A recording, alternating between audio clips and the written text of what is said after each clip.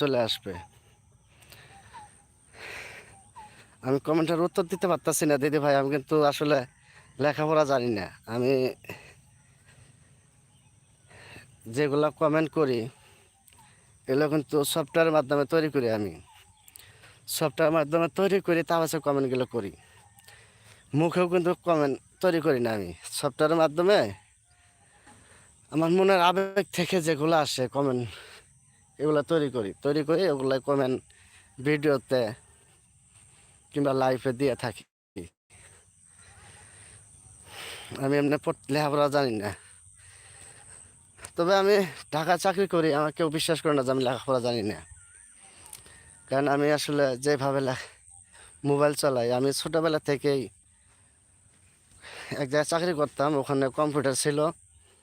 Computer প্রতি আমার খুব আগ্রহ ছিল, বিশেষ করে গ্রাফিক্স ডিজাইনের ভিতরে। গ্রাফিক্স ডিজাইনের কাজগুলো ওই কম্পিউটার থেকে শিখছি।